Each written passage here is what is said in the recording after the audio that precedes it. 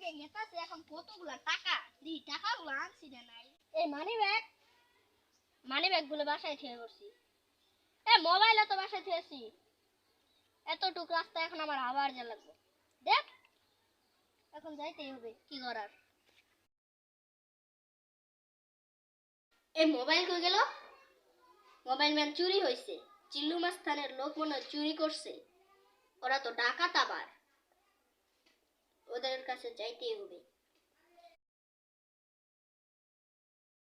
কি রে কি চাই কিছু না আমার বাড়ি থেকে আমার ফোনকে চুরি করছে এবং আমার মানিব্যাগ খেয়ে নিছে সেটাই জানতে আসছি ওই যা তো বইলায় ওই আমি নিছি তুই কি করবি